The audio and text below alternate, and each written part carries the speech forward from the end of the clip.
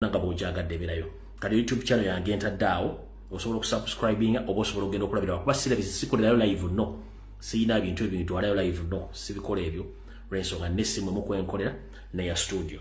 Alright, kati kampisewo akalango kano obulango buli bubiri obukulembeze obwa National Platform obuwangalira mu bendo lya South Africa bakutegeeza nti bugenda kwaniriza omukulembeze gwanga Robert Kyagulanyi Ssentamu nga eno yenteekateeka entuufu egenda okugobererwa n'ebitundu byagenda okubeeramu nga zze okula ku bakulembeze n'abantu abawangalira mu bendo lya South Africa bakutegeeza nti eno yenteekateeka abakulembeze ba National Platform Sako People pa mu South Africa bakutegeeza nti ngenda kuza omwezi 18 omwezi ogw'omusanvu omwaka 2025 nakujja kuba Lwakutaano omukulembeze ajja kubeera Johannesburg. Ngenda kuza omwezi 19 omwezi ogw'omusanvu omwaka 2025 onakujja kubeera Mukaaga ekitundu bakiyita w'omutaata isi omukulembeze ajja okubeera. Ngenda kuza omwezi 2 omwezi ogw'omusanvu omwaka 2025 olujja kuba Sunday omukulembeze ajja kubeera e Cape Town. Wansi ne bafundikira nga bagamba Protest Vote 2026 Ash Black Thursday yuge kekano akalango kaba comrade n'abakulembeze aba National Platform bokka abaagala enkyukakyuka nkidda mbokka abaagala enkyukakyuka nkidde bokka abaagala enkyukakyuka bali mu South Africa bebo katika tugende kalango akalla. Alright, obukulembeze obwa National Platform nga buno buli mu bendo oba ku Ssemazinga wabula nnyo okusingira ddala abawangalya mu ggwanga lya Sweden bakutegeeza nti Noop Swedish chapter presents a TikTok live hosts Robert Chitunzi Noop ED diaspora reader, email address chitunzi@gmail.com, phone number 07074700608. Owokubiri agenda kuba mukulu Joero yagenda okuba omukulu ono nga ye chairman wa Noop Swedish chapter. Email ye eri noopsweden@gmail. Esimu ye ey'omu ngalo eri 0793102278. Discussion point: subscription to Noop Swedish chapter, Noop EU chapter XA/account. Demonstration in EU 2026 general election. President's visit to Sweden. Date on 24th of May 2025. Time 1930 Swedish time at Robert Chitunzi. Bwata bategeza mwenna abagala okubegata ku mukoto gwabo gwa TikTok mujja kuba mugendayo mutegere ensonga ezo nga bagenda kubako bali bulungi nnyo yensonga lwaki bataddeyo akalango kano kabayisizeemu so mubeere bangi nnyo ku lunaku olwo. Bakugambye nti ojja basa ku mukutu gwabwe ogwa TikTok. So ndowooza naka akalango tukamaze.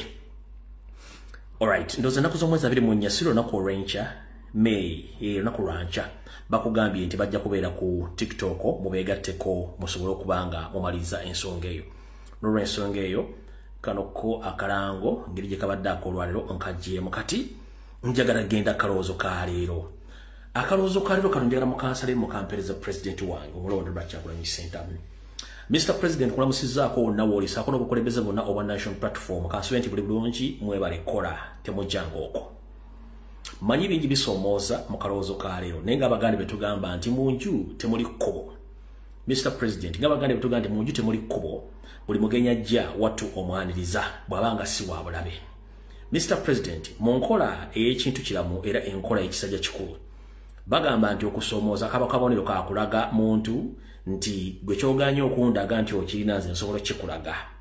Kati Mr. President n'olukiiko olutesite Solar National Platform ngenda basaba n'obuwombeefu.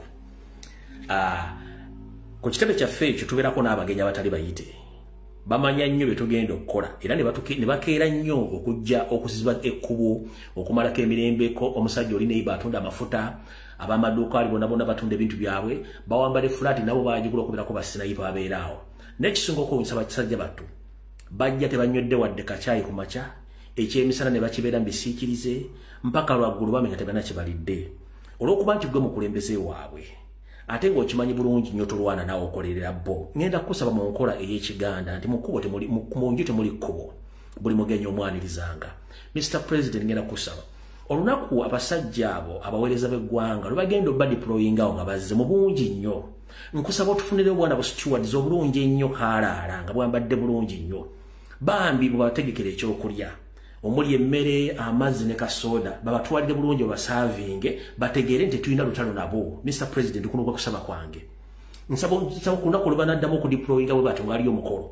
Mr. President otegeo at least waka lunch obaka breakfast nga kawo mu kasufu ofuna abanupu ba stewards bambi batwalira akamera akokulya ne kasoda n'akamera akalungi ennyo babawe tubalage nfe tetulina buzibu nabo kubanga abasajja bajja basiiba awo nga tebalidde emmere kyokka nga baga abaweereza Museveni ne basiiba nga tebalina amaka.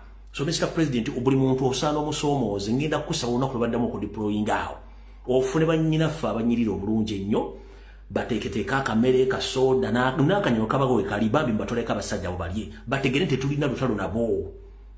Mr. President kusabusabi nsoma ebyange siragira bakomredi bannaffe abali maje oba basindise ba SF basindise baki oba jati tetwagala kumanya mubatuwere kasoda bulungi nnyo basindikire byana ebinyirira mubawe kasoda mubawe kamere n'otuzi banyweko bambi okukusoomoza kujja balaga nti ffe tulina lutalo nabo era bajja tegeera nti ffe tuli bazaŋŋanda tetuli bantalo n'obennyini banaddayo mu bitanda byabwe nga balina bakazi baabwe mu mayumba gabajaga ni abaana bano tubonyaabonya babwereere olaba tuwadde kamere kitegeeza nti tebanyina buzibu gyaffe gye tuli. Mr. President kyembadde nkusaba muneko okusaba kwawe mu kalowoozo kaleero munnange okusaba kwawe kuno okuwulirize mu bulungi nnyo kuba jjo nnaku bbiri nakulabyekaawo ngo obatumiirakaawo mu Jamaica ne ŋŋamba okke kati bwe kiva mu Jamaica tubasavinga ekyokulya olunaku lubazze muba deployinga tubasavinga ekyokulya then obale obatumireko bajja tegeera nti obalimu nnyo n'olw'ensonga eyo kabadde akalowoozo kaleero njagala katambi katandike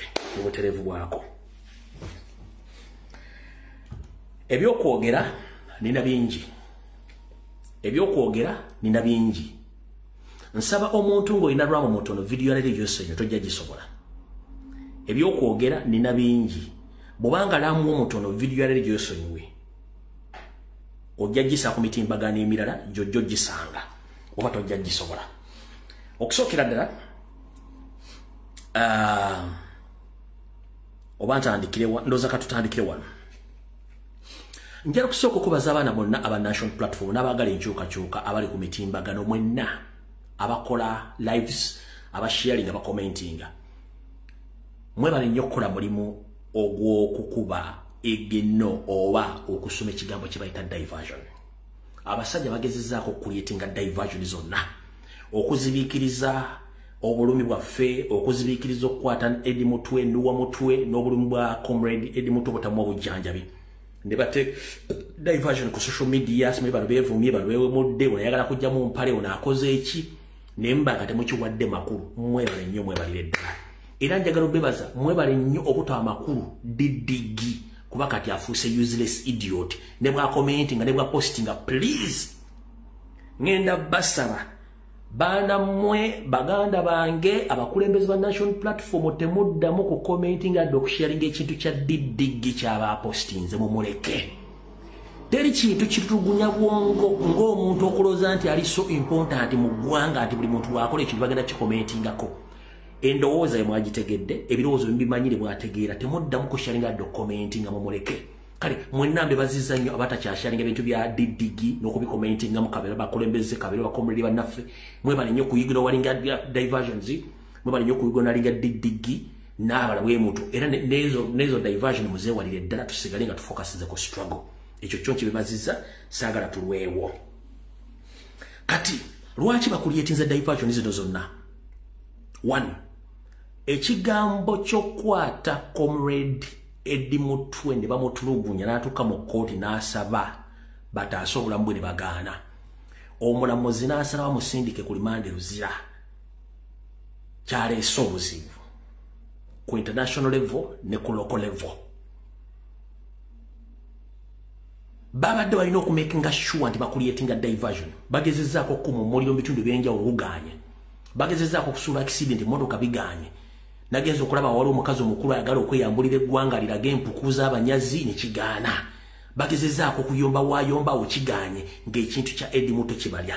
Ngenda kukusaba bukomrade yenna ekintu kyonna ekirimu omuntu nga mukozi wa NRM oba ali leaning ku NRM ne bwajjamu empale n'atambula n'atulaga empuku z'abanyazi n'atulaga akali enkoko n'atulaga kyayo. Please don't dare share or comment mukiyiteko nga bwana mukulu ayita kusabo. Mumpulidde bulungi nnyo kwe kusaba kwangaawo. Kati njala tuddeyo wali ku kintu kya Eddie Mutwe. Era kantandike nakataakatambi video etandise. Wakiriza wa mawulire okuyingira okulaga ensibe nali mpalala. Nonsalira ekibonerezo ngenda mu kkomera. N'omusango ogwansirya nagumalira mu kkomera nti nabba jampa ne sweta. Ninga nalabanga yali amaze okukola ekibonerezo ekyampeebwa. Nakubwa ensingo zino zaali mugundi namala wiiki ku lukingo nga ndi masi.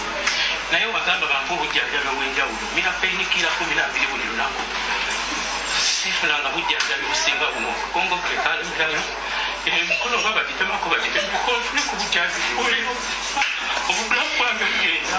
Sina bujjanjabi.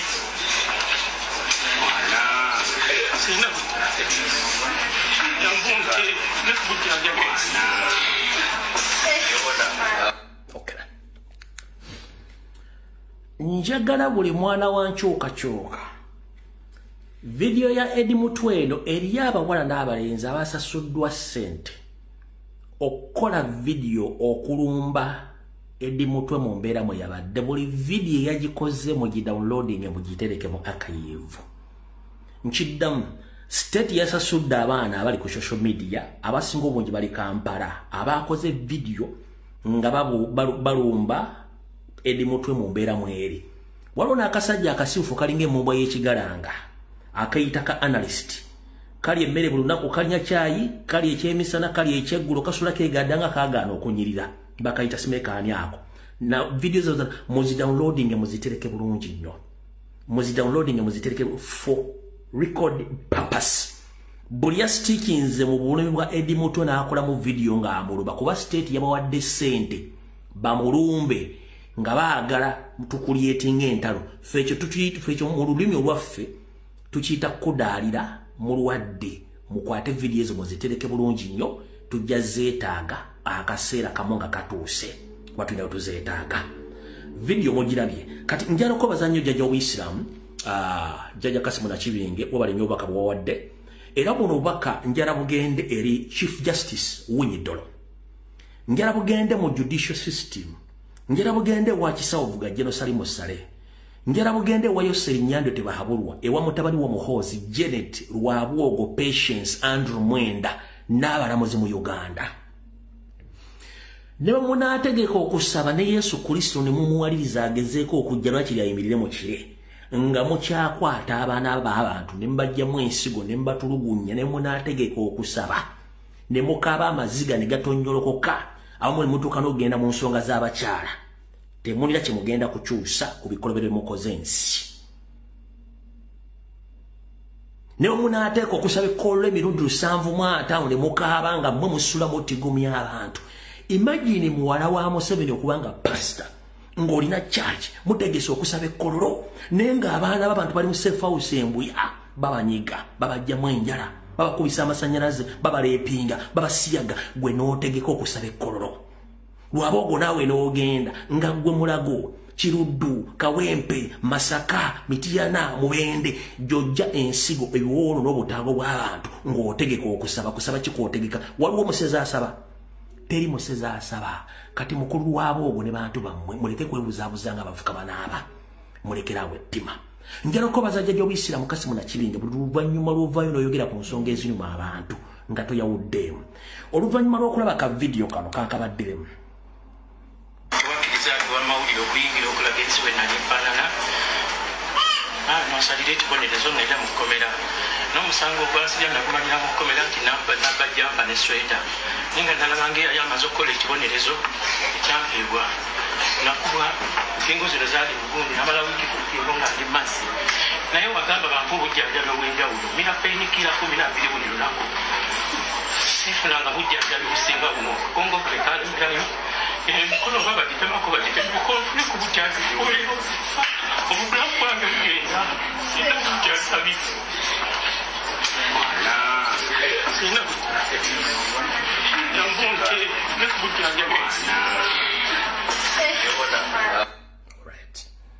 jajjaffe bwati bwakoze naku nga lumubbiri emabega ku TV nalabye omuntu nga aleeteddwa mu kkooti naye ng'omulabira ddala baamutulugunyizza mukube naye yennyini n'asaba omulamuzi amuyambe bamutwale mu ddwaliro bamuwe obujjanjabi.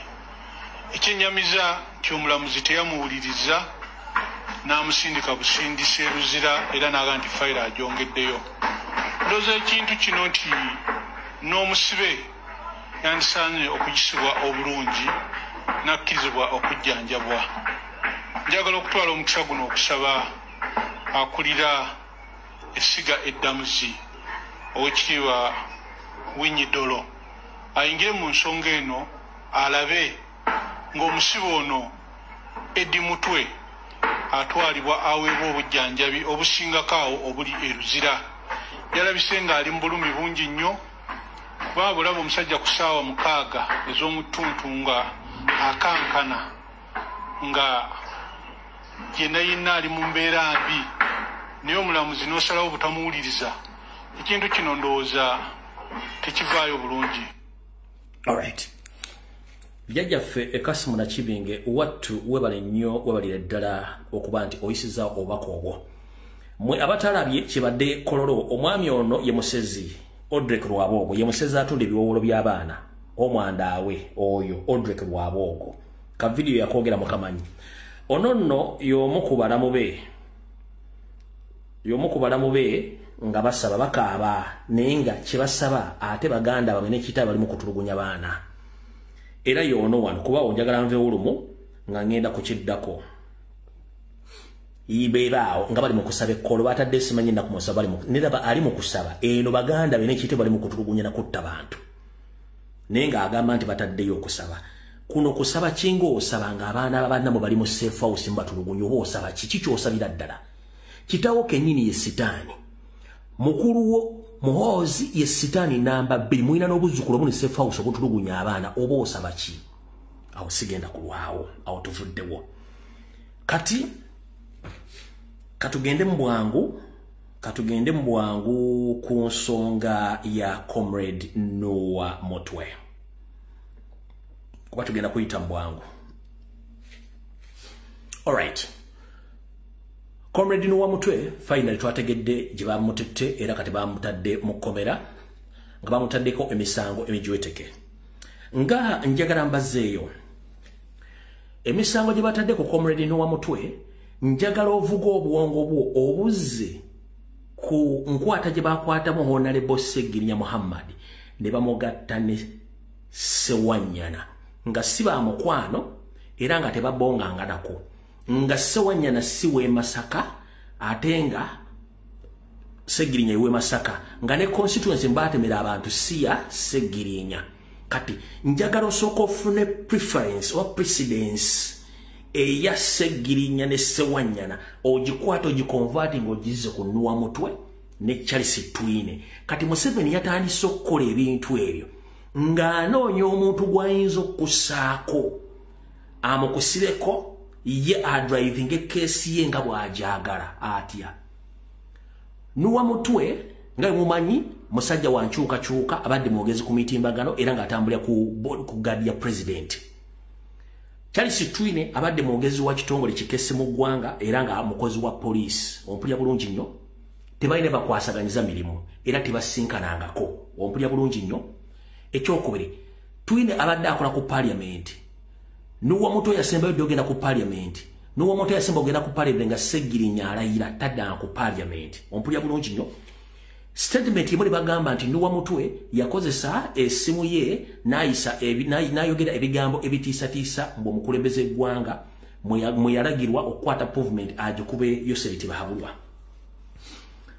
Lunaku ki Nyando Yosoferi Tibahabulwa lwali obadde okumpi ne Noah Mutwe mu kitundu kyonna mwali mbereddeko okumpi Mwetemuna bange emisango gye muteeka ku bantu tegisawuniga ku bantu gimu obwongo butegeera.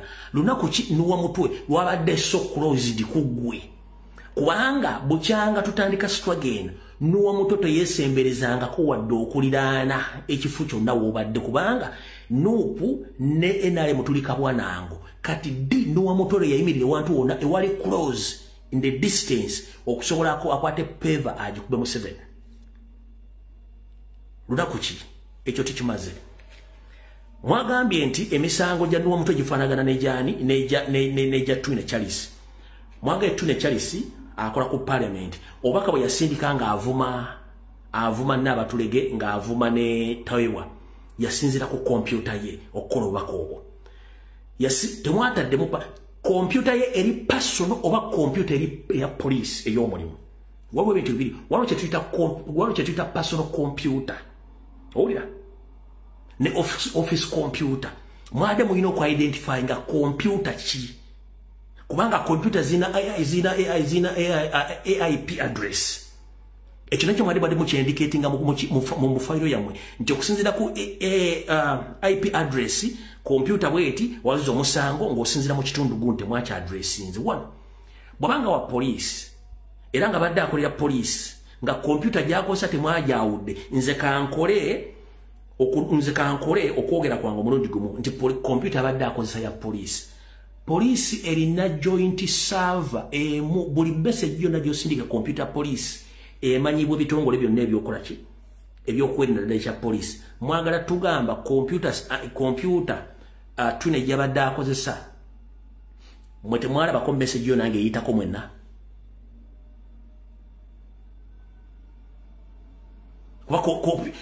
Bwabanga temwa specifyinze yabadde personal computer yabadde computer office kubanga zonna ziriko IP address. IP address temwagitaddeko. IP address yeraga ekifo computer yewe yabadde n'emisango gyaziddwa. Kati mwagenda mukozi wa police era asangwa ku parliament. Nenga ate police computer za police zonna zirina network yemu. Era baba sindise message computer buli wa police yonna avunanyizibwa kubanga atambuza communication afuna message eyo. Ompulya bulungi nnyo. Ennaku ze yagisindikiramu mwagala kuŋŋamba nti olunaku Twine yazza emisango ne nuwa mutwe yazza emisango. MC Nomani ogamba otya mu Jamaica. Olunaku lwe mu the same day nuwa mutwe yazza emisango gye mugamba nono lwe yazza emisango. Asajja bana obutasoma buluma okuza. One, mwina kye mufumba kyekiruwa. Ladies and gentlemen, omusajja oyo Charles Twine emisango egimuvunaanwa mirala nnyo. Public tebabagadde bagamba kansoke mbasonireko manyi wano information esooka wano. Emisango egivunaanwa ono egi underground wansi gye mutajja kutegeera yafuna sente mu lukujjukujju kye tuyita receiving money with forest pretense. Yafuna sente mu lukujjukujju ayina investor gwe yakubako emitwalo egiri mu 15 plus ejja $. Kibava bamuwamba nenga bagala kwatirako nuwa mutwe omuteka ku file bagala kwatirako nuwa mutwe bagate file yono neyoli kati kino kibagambye kuno Inspector General of Police kwoli aba iso kwemuli aba semwayi kwemuli Museveni kwoli mwenyini kwemuli omusango guvanira ba Twine enseba lete gumanyi kati njigubulidde Twine bomusiba ku kunduwa mutwe Twine misango mwamutaddeko just kubeera nga kimwakola gundi asewanyana ne mugata kusegirinya nga mwagala kuzimba fayiro nenge emisango ejadde egivunaanibwa Twine yafuna sente mu lukujjukujju emitwalo $15 plus zakuba ku investor. Mwali temuyina ngeri gye muyinza mukwata ne mukozesa gye abere ku fayiro y'emunaani ekwatirako nuwa mutwe. Kati njala ategeeze eggwanga Twine si musibe nti bamusibye mbosima yavuma Anita Mongi no tegiriyo. Mwenna mwadde mugoberera tweet ze yawandika previously. Tweet ezo zaali zirumba national platform zaite zirumba Anita Mongi. Babaleetereyo tweet ye anti bagenti yakozesa mutimbagano oba computer babaleetereyo message yemu ngeri related okuvuma Anita Mongi oba tayebwa mve ku internet.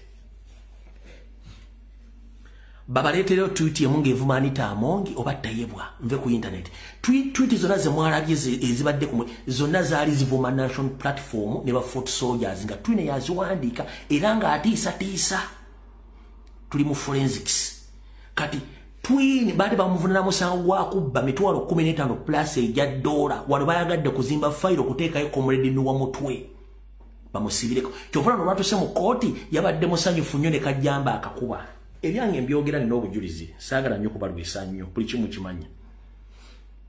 buli kimu mukimanyi saagala balwisa nnyo buli kimu mukimanyi n'obujulizi tuba nabo wano mu bwangu muwulize bulungi nnyo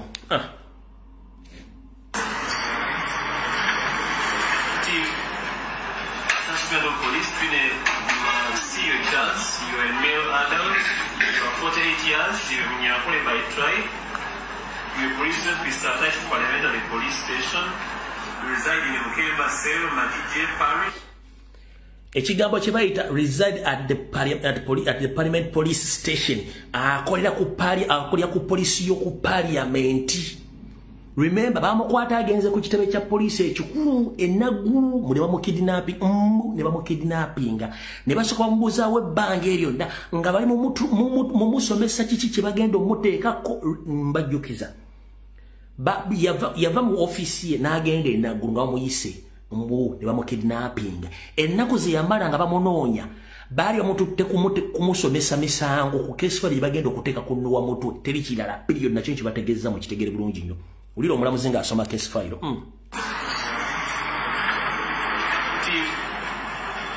Police, you are a male adult, you are 48 years, you are Nyakule by tribe, you are recently attached to Parliamentary Police Station, you reside in Mukemba Cell, Madije Parish, Kasara Town Council in Oxford District. And you reside in the Kabule Central Road in Matuga in Oxford District.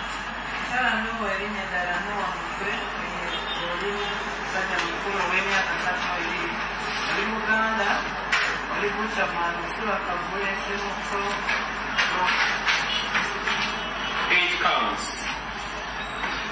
The first count is inciting to violence, under Section 79(1), the Penal Code Act, Cap 128. That Detective ASP between Masilo Charles between January 2024 and May 2025 at various places within Kampala Capital City Authority through electronic social media messages incited Mitala No Alliance Nuwa Mutwe to attack and cause the death of the President Republic of Uganda using favors by reason of his office for political opinion. Absolutely not. The appeal not guilty as stated on count number 1. Count number 2 is incitement to violence for the social. Nabagamba Sero Bihogo and Educate Bihogo. Sero Rugaju and Educate Rugaju. There is a difference between Nuwa Mutwe and Charles Twine. Nuwa Mutwe is very comfortable because he knows nothing about the case. But Bihogo Twine is holding a short notebook with a pen, a big pen, busy writing down or taking notes down as if he's writing from the case and he knows how he's going to deal with those cases. Njagala mulabe Nuwa Mutwe ali noma ali calm na y'omusibe Twine azena katabo ali ne kalamu mukaguli tuli mu forensics. Sero Bihogo and Educate what? Bihogo njagala pay attention to details. No mulamuzi kuno kwali. No mulamuzi kuno kwali. Njagala mulabe ekitufu wakati wabasajja bano. Sero Bihogo and Educate Bihogo katudde wano. Katono nnyo. Baba somera emisango. And cause the death of the President Republic of Uganda using favors by reason of his office for political opinion. Uyo mulaba. Nuwa Mutwe ayinachi. Pause. Nuwa Mutwe ayinachi.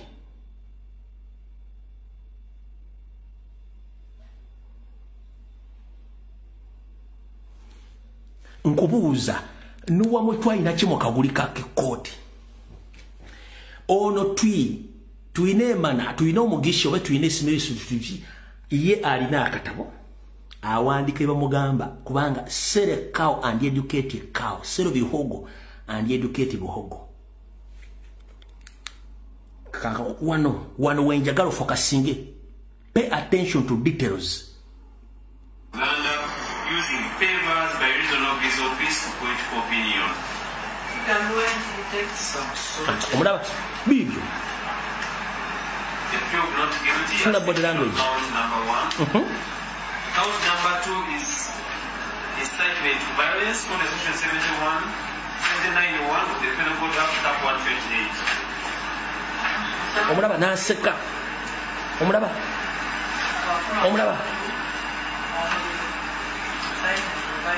It is alleged that you now wandika between January 2024 and May 2025 at various places in Kampala, within Kampala Capital City Authority, through electronic social media messages incited Mitala No Alliance Nua Mutwe to cause the death of General Muhoozi Kainerugaba by reason of his office for political opinion. Okay, but thank you. Sell bihogo and educate bihogo. Mukaguli omusibe aine ekitabo aine kalamu awandika charges ze aseka. Ulida comrade ni wa mutwe ka second saa 3 munnya.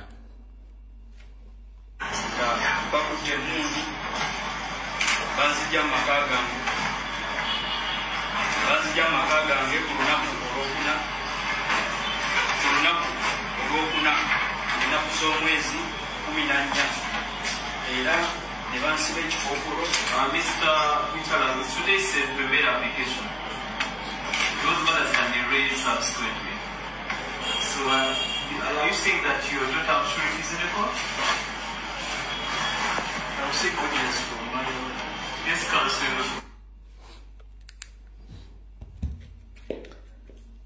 Here's the last question. How dare you, the senior police officers, the investigators, and you, those who open cases against Comrade Noah Mutwe, don't you think that there is a big difference between a Charles and the Comrade Mitala Noah, aka Noah Mutwe?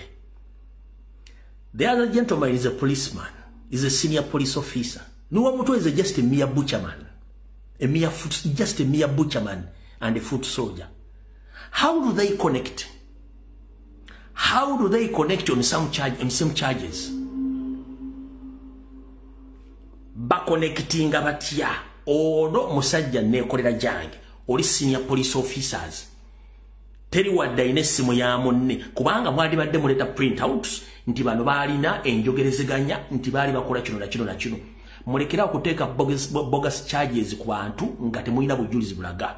So no awo njagadde mbategeeze kati Chief Justice omulamuzi yagubaddemu ababya ba government ndoza mutegedde bulungi nnyo nti if it wasn't the indigenous Ugandans the government ya musinga teriko.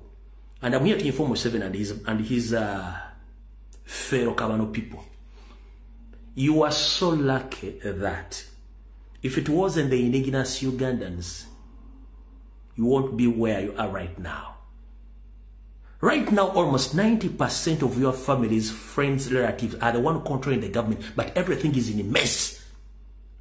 Kino kiddam nti bana basajja balina okwebaza banna Uganda bannakabala ab'omu bitundu byonna abadde mu gavumenti senga babayamba singa sibbo singa basajja bo tebaagwa ne gavumenti eriwo era n'abatubonyaabonya kati banna Uganda bannakabala kuba abasajja tebalina common sense tebalina bwongo busobola kulizoninga buli kintu bakikola ng'ente bwemala okugaaya n'emala n'esala ebyayina bakaweri.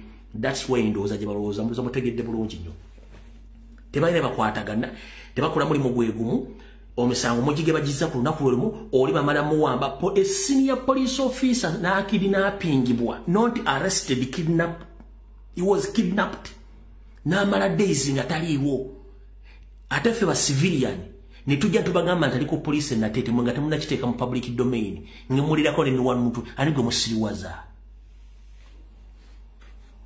So njala tegeza bana Uganda mwena mutandiko kuba ekintu kya government okusiba comrade kubatekako emisango n'abantu batamanyinako ekyo kimenya ddembe ly'abantu n'abantu basiba ku matugambuzi bali isango mukitegedde bulungi nnyo awo tuvuddewo kubanga kibi nnyo n'uwa muto tamanyi twine Charles tamulaba abadde amulaba kubanga abadde mwogezi wa poliisi kubanga oli tabeerako ku parliament olabera ku parliament oli musirikale n'uwa muto si musirikale n'uwa muto tasingana nkuwadde okulira ne waliyo seri mwagenda mu kuba peva kiki omusango baguza mu January from January up to May tewali kintu kye mwali mukoze na bujulizi awo tuvudde twagala kulwawo. All right. Kati tugende wano ndowooza.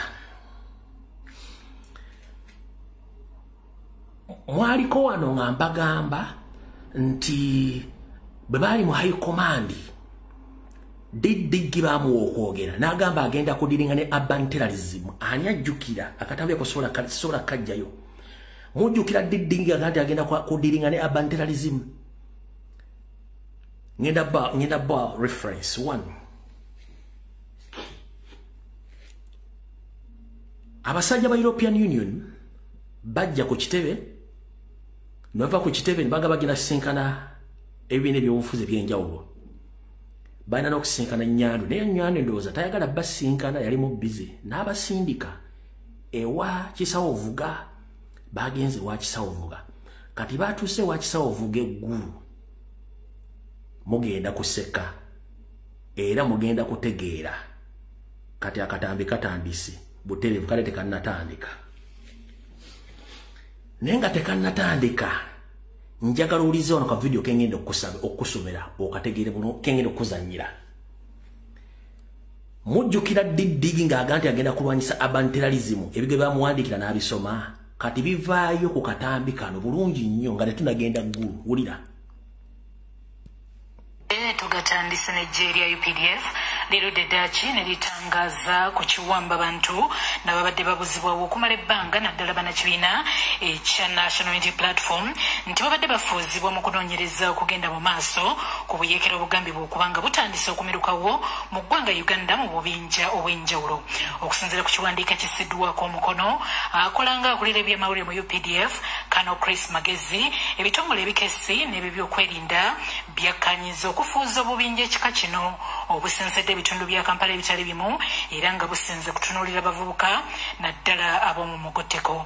Akakiiko ak'enjawulo ak'ebyokwerinda kasazeewo okukwata abakulira obubinja bw'abayeekera buno obulowoozebwa okukunga abavubuka n'ekigenero eky'okutaataaganya okulonda okubindabinda okwa 2026 kakati UPDF era budde ababaka b'amawanga ag'enjawulo mu Uganda okwewala okwenyigira mu bikolwa ebitajjansa n'enokolayo n'omubaka wa Bujeremani mu Uganda Matthias Shaw.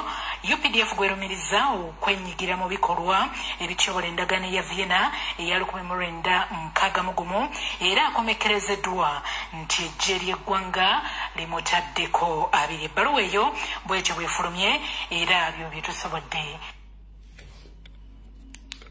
Ani agasoma gasomebwa ku Natasha Broadcasting Service.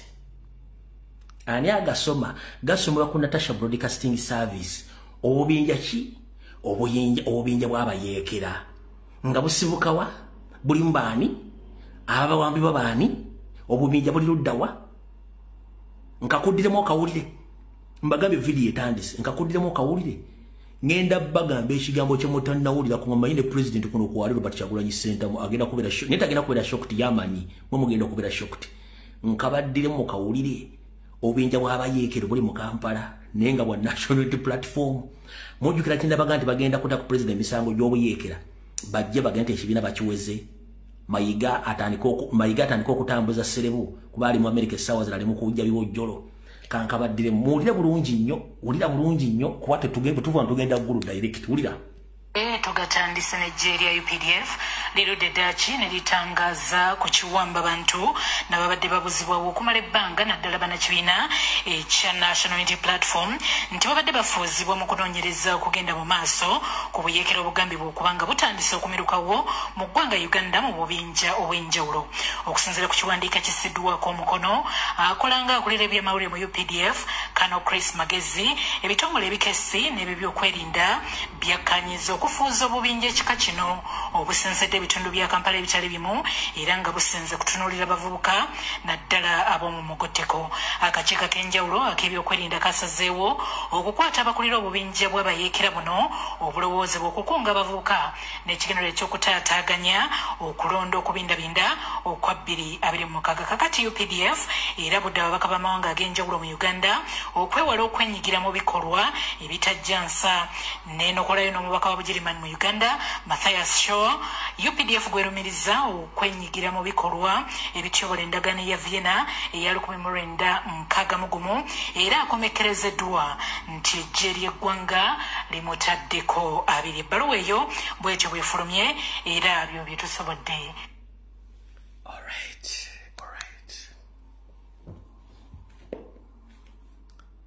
Mumanyi lwaki bagambye nti ambasada wa Germany bamutaddeko agengege mbu yenyigira mu kutabangula eggwanga Uganda? Lwaki? Kalokama. Daily Drinking General ne kitaawe bajja ku kitebe ne bakimenyaamenya nga banoonya balooza aliwo emmundu nga bayo kyamasiro nga balooza namasiro galimu emmundu ne babba ebyambalo byaffe byonna ne babitwala. Kati mbe walugambo mayi mwagala olugambo babitwala babulwamu ekyamakulu ne kompyuta bazibba nazo tebazizanga. Kati babba kompyuta zagenda zikuba enduulu, kompyuta zagenda okusiba nga ziri naggulu ne ku sseemu ayembuya, kompyuta zagenda zikuba enduulu mbuya naggulu, kompyuta zagenda zikuba enduulu nakati zikyaliyo. Ne bagamba naye omusajja twajja okubba ewuwe, kati kompyuta zitugobera zitubulya wetuli zitutuddawa. Ne balemwa. Kati n'etteeka lino erya UPDF okuyita balitaddewo nga bakola ki? Batagetinga Kyagulanyi. Kati obuzibu obuliwo bwe buti munnange. Abasajja ba European Union nga bajja nga babuuza pulezidenti nga babuulira enteekateeka na buli kimu bwe beetegese. Kati ekyama kiri luddawa? Didigi bade bateekateeka kukwata pulezidenti omwezi guno nga gutandika luli. Kati ambasada wa Germany n'afuna intero. Ambasada Germany bw'afuna intero n'agibulira banne bonna tebaagala kukwata Kyagulanyi ku lunaku bwe luti ebbisi onteeka emisango gy'obuyeekera. Kati information elinkinga president n'agitegera nti baagala mumukwata. Kati bagenda okukola attempt omukwata nga abayisi mujje munkwate batya mbu ne banoonyereza ne bazuula nga intero yafulumye mu badiplomati bano okutegeeza Kyagulanyi tebajja kukwata. Kati bwe busungu obuli ku ggumba mbu ayingira mu nsonga zaabwe.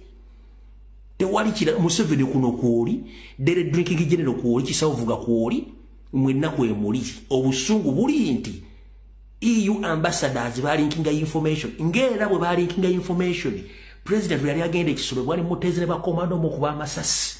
EU ne linkinga information nga bwe mwali mutegese okutta Kyagulanyi nga bali mu kkubo. The same thing kye baakoze. Mukitegedde mbagambe nze mwe kigenda bashop nga president kigenda mushop nga kubanga akimanyi. Kati bano okulumba EU yalinkinga intelligence lega Kyagulanyi weberere mu musajja kuli over. Kati bwe busungu ata abali tategedde nkakuddemu owulire bulungi nnyo. Kati lwaki bagamba bano bafuna intelligence bagenda okusoma mu mpapula zonna emisango gye bagenda okuteeka ku Kyagulanyi tegikwatagana giringa empale za Nnyando Joseph. Okitegeera tegitegereka.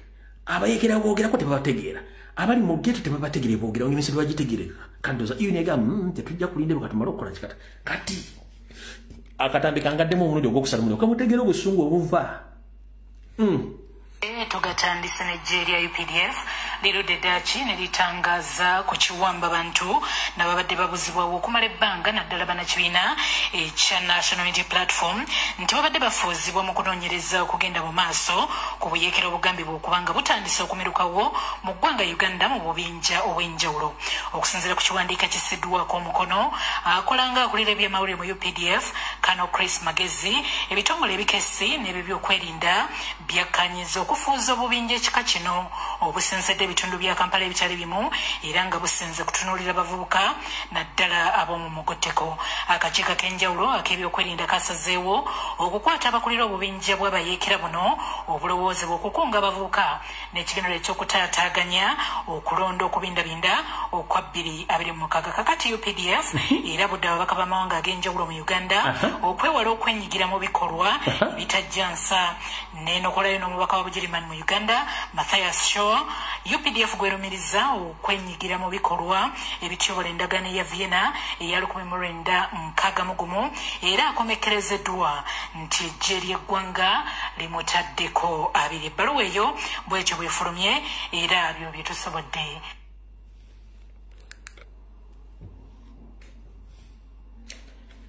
Bwe busungu buviira ddala ku ntwingiri. Obusungu buviira ddala ku ntwingiri. Kati Joseph Nyandwe Kisawo Vuga Andrew Mwendo Musiyazi gwe bagula buutu didigi balina obusungu. Kati njagadde obbawa olukangagga lw'ebintu emutegedde bulungi nnyo. Kati katugendeko eggulu mutegeere. Bino byonna badde babikola ng'amaze okuzimba faro yaabwe y'okukwatiramu pulezidenti omutekeko obuyiikira n'ekibiina bakiggale. Mmanze mbatwala mpola njagala mutegeere mbaga ebintu bino mubitegeere bulungi byonna. Saagala mukole ekimuleme bitegeera. Kati waliwo kali akanene n'akawanvu. Kati banzanye kana akanene. Alright, kanzanye kana akanene kaddakiika. Tunaafuna obudde no kanzanye kana akaddakiika emu ne kaddakiika emu ne sekendi 32. Kajja bagira amakulu tukwasaganya obudde. Abasajja bano batuuse eggulu. Kati waliwo ekintu kyemutaasobodde kulaba. Ye Nyandwe alowooza nti abasajja bano basiru tebamanyi bikolwa bye. Lwaki? Yosoferi nakugamba buli kintu kyonna kyokola mu Uganda, kidnaps, assassins, byonna abazungu babiri nababimanyi kuki ku mmeeza. Lwaki sisooka nenkulaga nti abazungu bano bamanyi buli kimu? Lwaki nnwana ne Nyandwe kansooke mulagako sampo ya Ramaphosa kye bamukoze ng'ali mu Amerika. Ndyoke ngende eggulu. Mwenna abataategedde kye baakoze Ramaphosa ng'agenze mu Amerika bamukoze kino. Ramaphosa bamugamba otta omwina abazungu mutta ne mbaziika ku faamu. Ramaphosa ne yeegaana. Bwe yatuuse mu Amerika, Trump yamugiddeyo satellite images eziraga engeri gye badde bawambamu n'okutta abantu. Ramaphosa yagize bugizi bw'ati. Nganze mbadde sibimanyi bannange. Kati ne Museveni kino kyatamanyi kambalagika ka Ramaphosa. Wulira. Excuse me, turn the lights down. Turn the lights down. And just put this on, it's right behind you. These are burial sites right here. Burial sites. Over 1,000 of white farmers, and those cars are lined up to pay love on a Sunday morning. Each one of those white things you see is a cross, and there's approximately 1,000 of them. They're all white farmers, the family of white farmers. And those cars aren't driving, they're stopped there to pay respects to their family member who was killed. And it's a terrible sight. I've never seen anything like it. They told you where that is, Mr. President? No, I'd like to know where that is, because this I've never seen. Death of people. Death. Death. Death. What you saw, the speeches that were being made. One, that is not government policy. We have a multi-party democracy. Kati ne Nyandwe takimanyi abaana b'ekicwamba agenze Congo asse buli kimu akidnappinze buli kimu takimanyi nti abazungu footage bamulina. Nyandwe you're watching. Didigi you're watching. Sawovuga you're watching. Do whatever you feel like to do in the country. But the world is watching and everything is on record. It's good enough that we are in .com era. We are good at keeping records. We have each and everything. And there are so many people worldwide who are ready to testify in the International Criminal Court against your entire family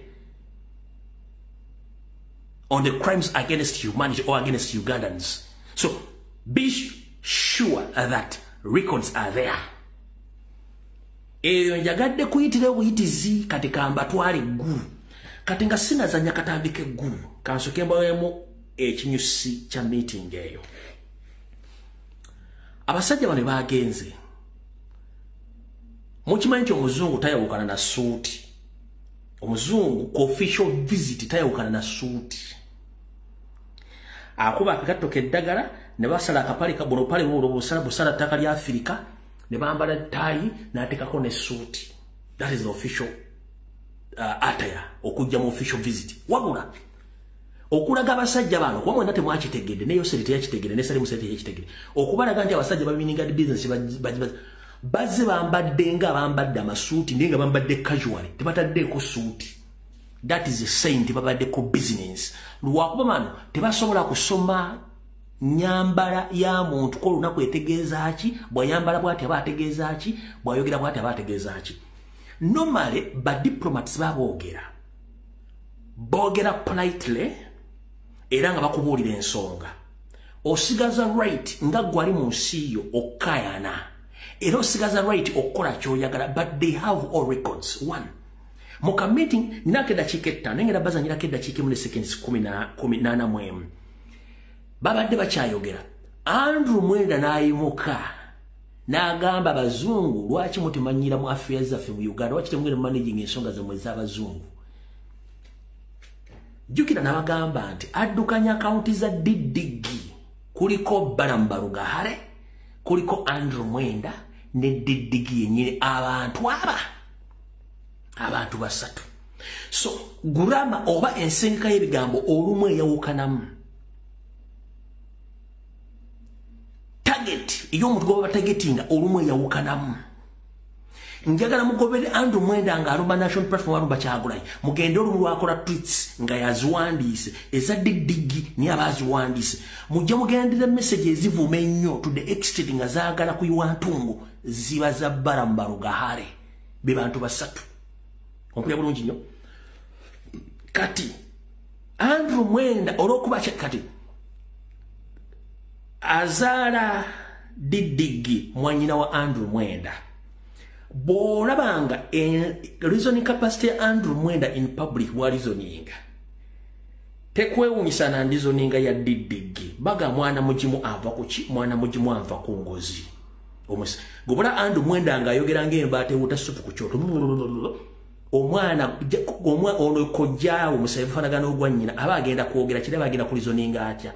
Ono yakaba fulejinga nti yasoma niyo obwongo butono kubanga bw'oba oli mu meeting nga this is executive meeting oba ejaba diplomats tobba muzinda lokutandika kwogera nga tebakuwadde chance to submit olw'okuba alaga kawo mentality nti alina obuyinza naye nga talina position yonna mu ggwanga okujjako okubeera omunnawe nga nawe ole company yagwa n'asituka from nowhere okulaga position mbune he exist. Kino kyalaze ekifaananyi ekyenjawulo nti eggwanga liri mu butabanguko. That means kidnaps, assassinations, torture zonna ziri influenced by Baramu n'oyo musajja Andrew Mwenda. Didigi bamukozesa bukozesa kubanga eri emputera putopu bafeedinga mu feedings data. Didigi emputera putopu bafeedinga mu feedings data kola kino nakola kino kola kino nakola ki. Kyobola Salimu Sale yagambye I'll get to talk to my nephew because I think there are some useless idiots the likes of Baramu who mislead him. Lwaki yagambye Baramu katika nkuzanyira kabadde ggu kaddakiika emu owulire kaddakiika emu kenjagala kuba obudde tulina butono obudde tulina butono kaluwakko kaakano wulira bulungi nnyo weetegereze ebigambo kyenjagala osokolabe njagala osokolabe body language facial expression. Ekirala kyenjagala nsooke nga sinazanya katambi kano kansooke mbasomere wano abasajja bano badde bajja eggulu Kisawovuga yabadde talina bantu basobola kumubeererawo kulizoninga kubanga kisawuvuga naye Windows za Pentium kati kisawuvuga yasobodde okuyita kubaliko abakesi mu government ne ba ambassadors omuyambako ng'asooka kwabaddeko David Pulukolo ono former minister era ng'aliko mu ISO era ne mu government ya NRM yalimuyo ne former ambassador era nga naye wa China bebabaddemu abasajja bayogedde abaddugavu mwade mwebuuza omu ye David Pulukolo yaliko wa ISO kati bebadde basobola okuyita basobola okulizoninga abazungu bano imagine okuyita omusajja gwe mwagoba David Pulukolo former minister ate nga ali wa ISO ne mu NRM government kwali kubaddeko n'omulamu mwamita Idro ngone former ISO spy ate nga former ambassador mu China bebasobodde okuyita babayambeko kubanga bebalina IQ bebalina nenga babagoba badda ku mirimu bebasobodde okuyita okubayambako okulizoninga n'okwogera n'abasajja bano naye Pulukolo yabagambe openly sisobola kubeera mu office ngeya Didigi mwali nekola ebintu by'ekikafu ekyamu yabavuddemu kusa n'abakuba omuggo kyokka bayisa abataasa n'abakuba omuggo kati kawulire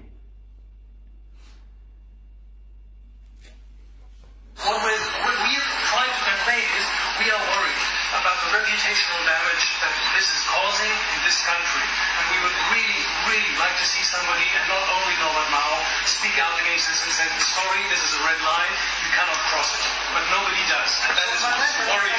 Why does it become the responsibility of the government in Germany or Britain or wherever to ask Uganda to leave its own ideas? You could actually be asking, does the German ambassador ask the US government to leave its own ideas? Yes. And the America doesn't leave its own ideas. Yes, we do. Well, I have not seen you issue lectures. And the Americans. We have now is of even if it is our struggle, we have no right to oppress our people or to torture them. You understand? And say they're in the basement and you say they are learning which language? Totally unacceptable. Thirdly, when you become in that office, you are no longer yourself.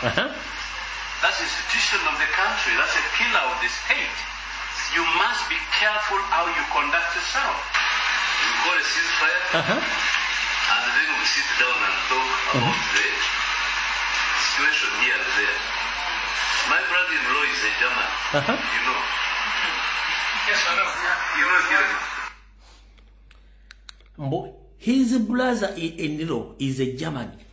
Mujukira mwanyina wa Museveni eyafumbira omusajja mu Germany kati ono gwalifalingako mbu kisavuga gwalifalingako mbu tebandibadde nnyo na lutalo na bazungu kubanga already ye mwanyina yafumbira omusajja mu Germany kyabadde ayogerako wano kyenjagala musooke mutegere wakyaga nti his brother-in-law is a German wano ono Salimu Salenga ayogera. My brother-in-law is a German, you know. Yes, I know. You know here. Irma is almost killing me. Your son, your son is also your son. Get to him and talk to him, but on his behalf, I can apologize, but I don't know what he will do tonight. On his behalf, he can apologize, but he doesn't know exactly what Muhoozi is going to post next. Which ewede nabagamba antya. Era amawulire gawandiise gata nabagamba nti bano abasajja omwana byakola babimanyi. Balina obuyinza obukwata Muhoozi mumuteeka emabuusu n'omugataddamu okukola kyakola. Naye era Sala akugamba ekisawuvuga mbu he will apologize for Muhoozi, but he doesn't know what he's going to post next. Omuntu nga wasoma administration nga wasoma public relation tosobola gamba nti you are going to apologize at this particular moment, but you are not sure whether you are going to control your son or your nephew, and you are not sure what he's going to post next. Mbu yeetonda ku lwa Muhoozi kuyabadde akola naye ate tamanyi Muhoozi kyagenda kuzzaako enkeera kyagenda kuwandiika. Kati bwe nkugamba Sero Bihogo and Educate Bihogo lwaki Sale yayise bannayuganda teyalese bantu ba cow mentality era wa cow mentality yatandise kutinkuula ntalo bw'otunira body language y'akakazi kali akazungu ngeri gye katunde nekagira omuzungu bw'abanga ayogedde ekigambo n'asitula akamwa n'ava mu sound n'akanula baso mu lulimi lwa psychology abaakulaze kiki kino ekyogere kitalina magezi kuno kuliko abasoma psychology omuzungu bw'oyogera ekigambo n'agamba n'akanula era bweyaga nanga kiki kino ekyogera bannange saagala njogere nga actions temuziraba omuzungu yenna abaddeko n'abazungu amuwangale omuzungu kasitayogera ekiga n'akanula maaso ng'alinga eyeewunja baawulidde omuvubuka omusajja omukulu ng'ayogera ekigambo baga kiki kino kyekyogera naye nga yeewadde self importance ye nga mwenda ngalooza nti ategeera nyoka nkabaddire mu kalabi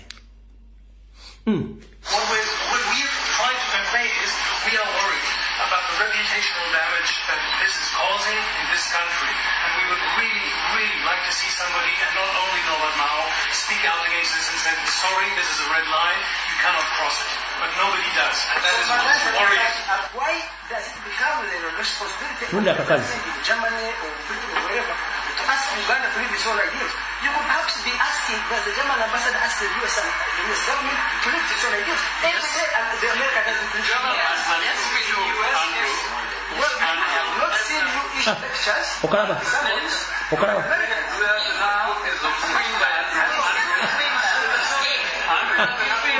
is our struggle. We have no right to oppress our own people or to torture them. You understand? And say they're in the basement and you say they are learning which language? Totally unacceptable. Thirdly, when you become in that office, you are no longer yourself. That's the institution of the country. That's a pillar of the state. You must be careful how you conduct. Kati banyabo ne basebo. Abasajja bano bagambye nti ebikolwa Muhoozi byakola bigenze ku layini esembayo emyufu ekiyinza okuviiramu okuyiwa omusaayi kw'abantu. Mwenda bwe yaviiriddeyo n'ayogera nga tebamuwadde kazindaalo kyovula abazungu bagera kiki kino ekyogera omanyi omutwe agusalako enviiri naye ng'omutwe mukalu. Mwenda togenda mu saluni kusalako omutwe na kwambala galubindi ng'omutwe mukalu enviiri zirekereko dda tutegere nti olina enviiri n'okwambala galubindi ng'omutwe mukalu tekikola amakulu. Owulira gwe essaawa zino olwokuba mukyalina obuyinza obwattiriri abantu bakugamba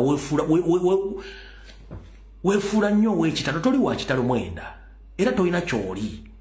Emmere ogira lwakuba nti mwannyoko yazaala Muhoozi nene weerabira nti ani yatta mama Muhoozi yali mukoddomi wo Yoseri Nnyandu Tibamulwa n'oyo yennyini soovuga ali awo olukwa lumanyiiko kubanga lirizise nti omwana oyo gw'olaba omwana wa Musalimusale kuba nakyogera omwana si wa Museveni kyobula nti ono Salimusale yabaakinga ennyo Muhoozi ekyo kyama bakirina bakimanyi bulungi nnyo kati ndoza mutegedde bulungi nnyo kati UPDF bwemala okulaba ebintu bino byonna olwo EU yalinkinga information nga bagenda kwata kyabula n'emisango gy'omutaddeko kyekivunaanya ambasada wa Germany nti ambasada Germany nti balinkinga information nga bwe balinkinga information nga bagenda kutta Kyagulanyi mu campaign trolo ekisolo mujjuki abaliwo munziju abaliwo muteekano comment ndi mwaliwo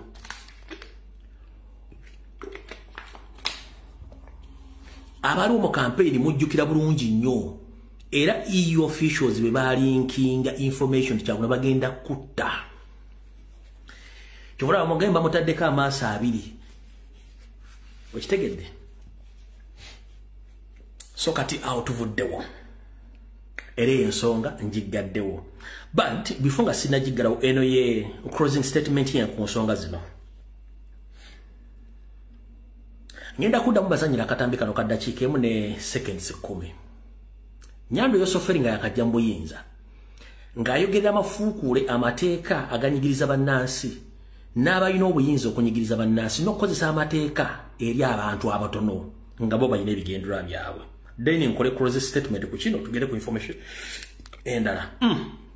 Depending on the nature of the state in a given society, law can be an instrument of oppression and exploitation or of social justice and progress. Law is not synonymous with justice. It's not always synonymous with justice. It can be, but it may not be. What is legal is not necessarily what is just. Law can be used by the strong against the weak, by the rich against the poor, by the minority against the majority. Historically, law has been used by the oppressor against the oppressed. During the slave period, slaves were owned and disposed of like chattels, and it was perfectly legal to own a slave. The NRM government is strongly opposed to having laws on our statute books which serve the interests of the minority as against the majority of our people. All right. This is my closing statement towards Museveni's family. As you have heard in that small video, when Museveni said that the minority, they use laws against the majority. Andrew Mwenda, Yoseriti Bahabulwa Nyandwi, Salim Saleh, and your relatives, as a family which is running the company called Uganda, I'm here to inform you that the international community knows each and everything, and it is on record. Andrew Mwenda, previously, you came out, you bragged around that you are the real spokesperson of M23, the labor group which invaded the Congo on Uganda's taxpayers' money. Occasionally, it is in the public domain that you yourself came out. You told the world that you are official spokesperson of M23, which labor group committed crimes against humanity in Democratic Republic of Congo, and it's still happening right now. The same Mwenda continue talking about the ongoing crashes in the South Sudan right now. The same Mwenda is talking rubbish against the national platform and our President Robert Kyagulanyi Ssentamu. People are kidnapped, are killed, are tortured. The same gentleman is busy sitting around with his son or his cousin, planning how to arrest and how to press charges against Robert Kyagulanyi Ssentamu. He's busy intimidating the international dignitaries that they should get off against the Ugandan issues. Let me ask you one thing. Your brother-in-law Museveni, when he was waging war against the previous regimes, where did he get the support? He got the support from late Gaddafi, from the Swedish government, and the other government and other international governments, to the extent that the entire family of Museveni, including you were a refugee in those countries, waiting for your brother-in-law to take over power from the previous regimes. So, I'm here to inform you, whatever you are planning against Robert Kyagulanyi Ssentamu and the indigenous Ugandans, you will pay in heavy currencies, because we are watching. We are in .com era. We have all histories and records against you, against your brother-in-law Museveni, Chisawo Vogadadi Salim Saleh, and your son Muhoozi Kainerugaba. The will of people in Uganda will presume their rights, and they will take over power very soon. So that system of blackmailing, killing, kidnapping, and imprisoning innocent Ugandans, pressing forged charges against them or against their will, it will end. Last week, the UPDF amendment bill was passed,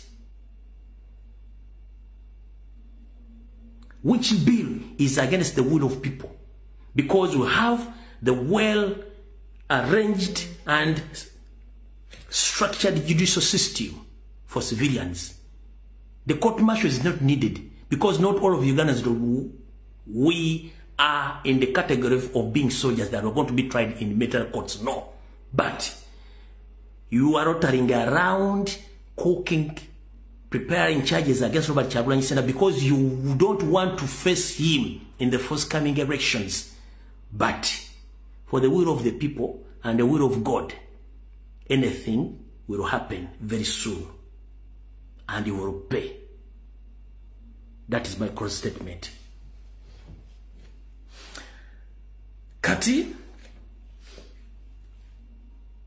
mwalabika akatambi k'omukyala omulamuzi Mulyagonja ng'afiiriddwa kabitewe Darlings kitalonyo ddala bambi mukama amuwummuze mirembe naye mbwe ekyamusse okubanga amalwaliro mu Uganda gafuuka bijjukizo ng'era temulimu adde akayiso oba akaseka akasobola okuliisa omuntu ali ku oxygeni amalwaliro agali mu Uganda.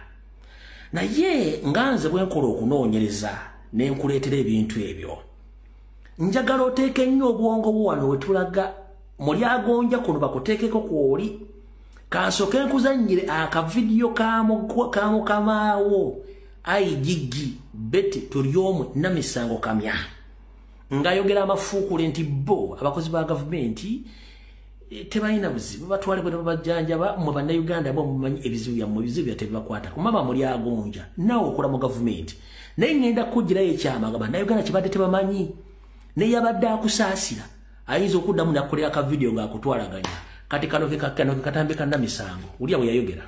Let me tell you, for us seated on this side, me here, Mr. Makababad, none of us is going to die in Mulago Hospital because there is no medicine. I'm telling you the truth. If there's no medicine, he will call the president will put him on a plane and take him to America. He is not, and I am not, a victim of corruption. You must know who the victim is and start fighting as victims. You who will die in Mulago Hospital because you don't have the option of going to Nairobi. And when there's no money to work roads, because UNRWA has mismanaged roads and people have stolen money and the roads are bad, me and Mr. Kamabale here, we are driving VXs, we don't even fill the potholes. It is you who is filling them. Kambadde omukyala IGG Namisango Tolyomu Kamya yagamba nti bo tebalina buzibu n'amalwaliro butabamu ddagala kubanga buvunaanyizibwa mu okwerwanako okwogera bateremu eddagala kubanga ye bwalwala bakwata olukomo ne bakubirayo Serinyandwe n'abasindikira ssente ne balinnya ennyo ne bagenda abajjanja ne famire zaabwe. Nayogera n'abagamba muli awo mwasamiridde ng'obugege obukalu ku muddala ekyo kyange nkiddamu nti muli awo mwasamiridde ng'obugege obukalu ku muddala ekyo kyange nze nkyongeddemu. Enguudo ze muyitamu ezirimu ebinnya muvuga ommotoka buno bunyongeza simanyi buvitiizi bulawo mu bwani ne bugwa mu binnya ne bupaapaala ng'embaata esudde ebyana mu mwala bo bavuga zi V8 zimpenko ntewulira kinnya so kati kizibu kyammwe mu okwogera enguudo bazikole bo bayina emmotoka engumu n'amafuta banyagwaweere tebibakwatako kiri gye muli. Naye omukulu ono Namisango Tolyomu yaliko mu opposition ekyo si kibi wabula yabalangira naye ng'abagamba information entuufu kati mukyala Mulyagonja bambi omwami oyo afiiridde mu malwaliro agamu mu Kampala naye oli mu gavumenti essimu ya Museveni yabadde ekubuze nebbawo yennyini yabadde munene mu Uganda naye essimu ya Museveni yabadde mubuze oba wano ekiri atabala kyekiri nasigadde waka mumugendere mulowooza abakozi ba Museveni nti mulina ensi endala eri waggulu ku bannayuganda wano mulowooza muli ku levo y'amapeera nti waliwo ensi endala eri ku mapeera waggulu mwe gye mbeera munedda muli mu community yemu naffe ekyenjawulo buli kimufuna kyabwerere nga kiva kusereza mu musolo ne weerabira kati kansooke mbajjukize nga sinazanya video ya mukyalo ono kansooke mbajjukize kambazeeyo mu mwaka gwa 2019 Parliament ne bannayuganda bakuba enduulu nga bagamba temukwata ssente za musolo zizimba mu ddwaliro liribowa nti ye wabula mukwate ssente ezo muddaabiriza amalwaliro agali mu Uganda muteeke buli kyuma ekyetaagisa okukola ku muntu wa bulijjo ssente zimba muzisaamu ne bigenda mpaka mu kooti. Mumpulirize bulungi mu 2019 Mulyagonja kuno kuuli. Mu 2019 Parliament ne Bannayuganda bagamba temukwata ssente zizimba mu ddwaliro lirubowa. Wabula mukwate ssente ezo muddabirize amalwaliro muteeke buli kimu ekyetaagisa ekyane bali kitwala abantu ebweru bajje babere mu malwaliro g'eggwanga. Baagaana baasibira mu kooti. Wulira ensala ya Mulyagonja kennyini oyo ebbaluwa ye judgment yino oba rulingi yino njirina wano. Eno rulingi ya Mulyagonja oyo akaaba. Yiyo rulingi yagamba bw'ati. Kanji basomere mujiwulire bulungi nnyo. The Republic of Uganda, the Court of Appeal Uganda at Kampala, Kaluma, bale balamuzi abaliko, kwaliko Engonda, Entende, Bamugemeirerwe, Mulyagonja, Mugenyi, and Kahikika, JCC. Constitutional petition on 007 of 2019.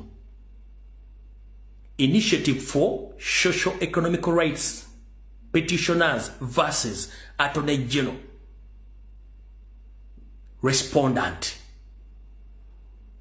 10. Judgment of Irene Mulyagonja. JCC. Judgment of Irene Mulyagonja. Oyabadde akabange enterengeddero oyo bobo yafidde mu ddwaliro. Eno ye judgment uli yawandiika mu judgment ye. Yagamba what? This petition was brought under the Article 137 of 1 and 3 B and 4 of the Constitution of the Republic of Uganda and the Constitution Petition Reference Rule S1 of 91 of 2005. The petitioner alleged that the certain acts of government of Uganda through the Ministries of Finance, Planning and Economic Development and Health and Parliament of Uganda are inconsistent with a certain provision of the Constitution. Background. The background of the petitioners grievance as it could be, this concerned from the petition is that sometimes in February 2023, Finance SRL made a proposal to His Excellency, the President of the Republic of Uganda, to build, manage a specialized hospital facility at Entebbe Grade A Hospital. And the Uganda Cancer Institute. The president directed that the ministries of Health and Finance, Planning and Economic Development to negotiate the project and its financing. On 27th of January 2016, the government of Uganda entered into a project service agreement with the International Specialized Hospital of Uganda Limited and undertake the operations. Now wakajabanda Uganda bonna nakkiriziganya ne Yoseri okudaivatinga sente bazimbe mu Lubowa. Nakano kanka basomere.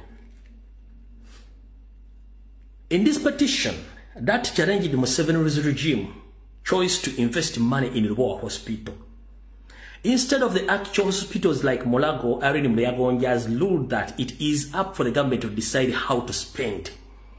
Mukusala kwa omulamuzi we kennyini ebadde akabange enterengeddero lenti egitwala mu bbaagiro. Omukyalo ono yagamba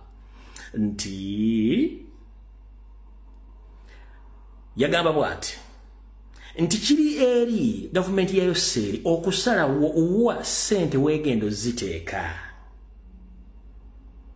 Yo nga yo weeyagala ziteeka naddala mu kuzimba amalwala kyebeeyagadde. Sadly, her husband died a few days ago at Mulago Hospital, and at the Rukram Mass, she described the poor facilities at Mulago. Perhaps if the Lubowa money was actually invested in Mulago, as SIER urged in the husband, the 1,000 who died at Mulago due to lack of basic annually would be a live cut. Omukyalo no yawa ebet Museveni okozesa sente aziteekerwa wazibabba. Ne bagana okozesa sente oziteeka mu malwaliro. Bawo yafiridde mu malwaliro nga abunda so singa yakola okusalawo kwe nga ye mu kusalawo kwe n'agamba sente baziteeke bateeke balongosa amalwaliro bateeke buli kyuma kyonna ekyetaagisa ekiri ku mutindo gw'ensi yonna.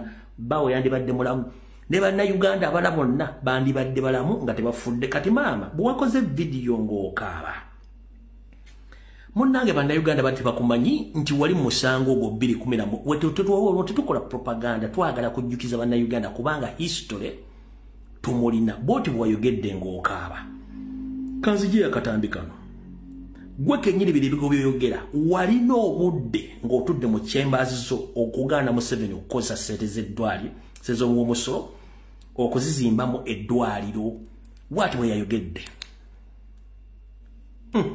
I have a story that I can tell about what I called our hospital tourism, because we started in IHK, then we went to Zambia 2 times, then we went to Mulago, then we ended up in IHK, in Enquire General.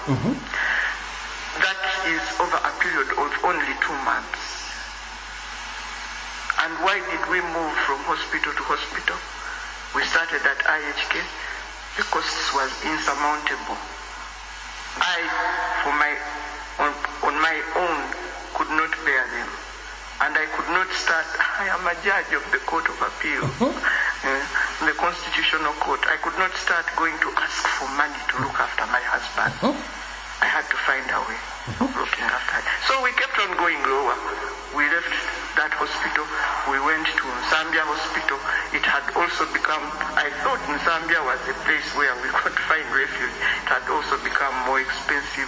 We left it and went to Mulago Hospital, and I can write a book about Mulago Hospital. It's called a specialized hospital. But it comes to a point, and this speaks to health care in this country. Let him who has ears hear. If on 6B, the private wing in Mulago Hospital, the government of Uganda can fail to provide you with a shot of insulin.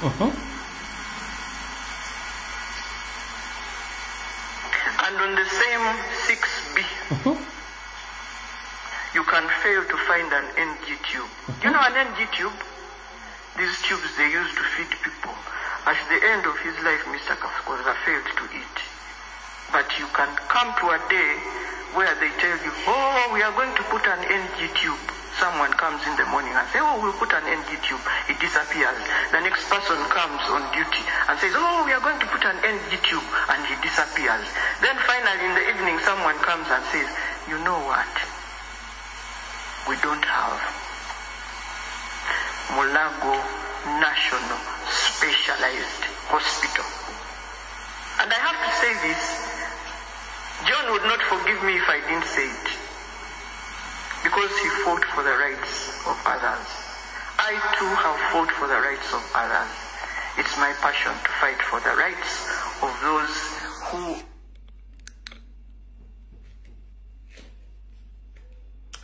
Lwakubano sisanya ntu sisasa nena ndigambe ekigambo mulyagonja. Naye eyakutumba erinnya eryo mulyagonja. Ndizemu ne ndikuweereza nti yakutumba erinnya mulyagonja. Era akulaba ng'olidde gonja n'akumalamu obwongo. Tosobola kungamba wayimirira mu chambers zo n'okola judgment. N'owa Museveni olukusa okubba Serezo Muwumusula azimba oddwaliro ly'eruwowa. Nga bannansi baba bagamba ssente muzikwate mulongoosa amalwaliro ga Uganda muteeke buli kyuma kyonna ekyetaagisa nga n'omuntu wa bulijjo asobola okubeera nga asobola okujjanjabwa. Kati oli wano okekemanga enkoko gye baggyeko amaggi ng'etuusiza okumaamira nga terina maggi bagatutte. Jjajji wa kkooti enkulu mulyagonja oli ku mukulumbirwa mu bbaawo onyumya sitole nga walina obudde wawandiika okusalawo okwo n'owa Museveni olukusaakosese wasala watuula n'okwata empandiiso n'owa ensalayo n'owa peneti erinnya liri eddala baŋŋaano dyogera n'owa peneti olukusa atwale Serezo Muwumusula. Kati bbaawo yafudde naye ogamba mbwe mulago yafuuka museum. Yes, tubali tukimanyi nti museum. Kati kirabika muyina ensi eri awo mu space ku mapeera waggulu nga mwe mubeera awo ffe temutulabayo wansi tuli basiru naye nga ate muyina okuvayo waggulu mujje wansi eno. Kati maama mugira mubeera waggulu naye muyina okuddako wansi eno gye tuli. Kati wazzeeyo ng'oli n'ebbaawo kitegedde bulungi nnyo. Kale maama Mulyagonja yakutuuma erinnya munnange teyalimba olidde gonja ku nsi kuno n'akumalamu n'obwongo. Wayina obudde obuyimiriza peneti obutatwala ssente ezo wali amugonja ng'erinnya lyo. Mukama ffenna ajja tulamuza kisa naye mulekera abo baasoma okwefuula abataasoma ate ffe muga tetwasoma n'ensonga tuziraba bulala nnyo. Gwe tosobola kuŋŋamba nti oli mulamuzi wa kkooti enkulu tomanyi kiri mu ggwanga kuba gw'ofuna omusaala. Kati nno y'ensi gye tulimu. Saasira omwana owa ghetto. Saasira namukadde atakyalina mwasirize. Saasira abaana batakyalina nsimbi n'abazadde batakyalina bajja ssente. Omwana we n'alwala oba muzadde we n'alwala naye nga gavumenti erina omuwa eddagala terimuwadde. Nga n'omwana ogenda omukebera mu bamwebba sikaani ziri ng'omwana musa emitwalo 12 okudde wala nga n'omusala gwafuna mitwalo 3 naye ng'ebintu byonna byandibadde ffiri. Lwaki byandibadde ffiri? Munnange ali eyo buli nsimbi gy'otoola mu nsawo yo n'ogulamu ekintu oba n'okolamu ekintu kyonna seereze kuvaako omusolo. Omusolo ogwo guvaako Museveni gwakozesa okukozesa ebintu by'akola. Kati ebintu byakola byalina otukolera ffe be tulina okufunamu enguudo, amasomero, amalwaliro n'okugula eddagala. Uganda National Medical Stores eddagala erimu sirya Genet ly'Abannayuganda ne ssente zebaligula ziva mu bajeti ya Uganda gasita mu parliament. Wabula eddagala eyo ligenda mu First Pharmacy eya Genet esangibwa Mulago n'ebitundu ebirala by'eggwanga. Ekina temusobola kyogerako naye nga Genet ali kuno atudde alina buli maama ssente Genet olina appointment ne katutisire bagenda kuziika nazo bagenda kuzimenta nange eringanga Mapera House bakuteekemu ne ssente zo. Nina ekintu kye nnewunya mu nsi muno mumpe eddakiika emu ekibanyonyole. Nobanga mwajja temulina dde ekijiiko kino ekiwa eddagala abaana sukaali eky'ettaka era nga temulina dde omuzigo mu Uganda. Ne mujja kati nga muyine amataka ga Uganda 60%, you own 60% of Uganda land. Nga muyina 70% of all the properties in Mukono, Kampala, Wakiso, Entebbe. Mu owning 70% of all properties. You own 70-80% of the cash in all banks. Mu Uganda, including the National Treasury, nga muoninga sen. Mu local currency, mu foreign currencies, ninga banda Uganda mbalabanga ebinyira batali wao. Naye olunaku ogenda okufa nga bo. Emmere gy'olya olya emmere suwaani emu. Akabikko omulalu oyambala kamu. Ekitete oyambala kimu. Osula mukaaga ku mukaaga n'ennyumba gy'osula bagisulamu. Ne mwekibakuŋŋaanyisa ebyobugagga bino byonna mugenda bitwala ludda wa. Mugenda bitwa wachi temusoka ne mutula kutwaye tetulina kye tulina Mukama atuwadde buli kye tulina kikyenye ekitufiza ku bantu n'okubatta kikyenyo mufaaki Genet gwe nanyini First Pharmacy mwe nyina akedi mwe bananyini mataka muyina ente mitwalo mulina ssente mu Sweden muyina ssente mu America muyina ssente mu Canada muyina nyumba mu America muyina buli kimu mugenda zibakamuddi era mugenda zikoleramu ki nga muna Uganda abulwa eddagala lya mira muna Uganda abulwa ekyemisana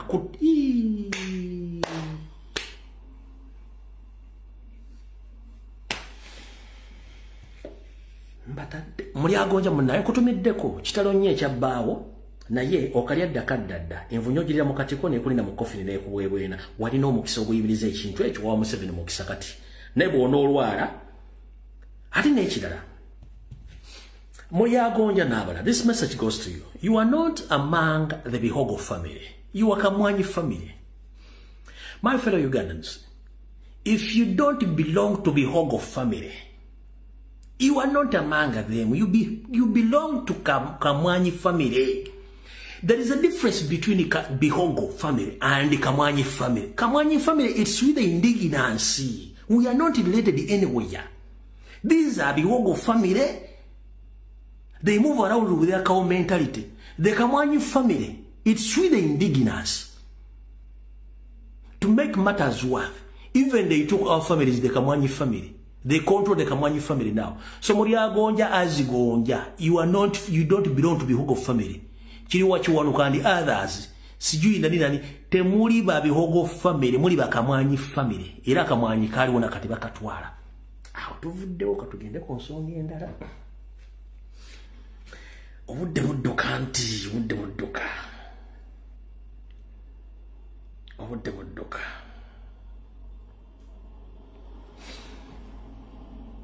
Obudde budduka. Muli agonja ndoza nkuwadde history wo. N'abantu bategedde kikyoli kati. Njagala bana Uganda mbadde bange liwedde njala kuwa ndakika 15 mpisewo baka buno. Mbadde njogera nnyo ku kintu kye bayita Post Bank. Mumpenda kika 15 ngere ku information yakamala okupayisizawo kano. Muna Uganda inango ina sente mu bank agenda ozijjeyo. Kino kyogero mu ndio gusembayo. Muna Uganda inango ina sente mu bank agenda ozijjeyo. Emyezi ebiri mwe mbadde njogera ku nsonga za Post Bank Uganda. Bw'oba olina sente mu Post Bank agenda ozijjeyo ojjeyo ne ebintu bye wateekayo ku musingo ng'osaba loan.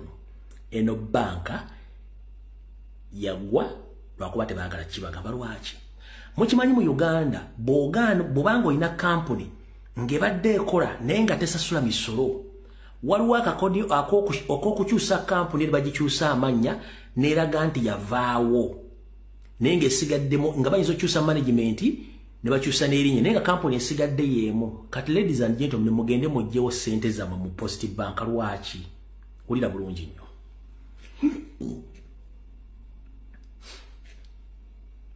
Mukulu Fred Lumbu ye kansula oli bulungi nnyo.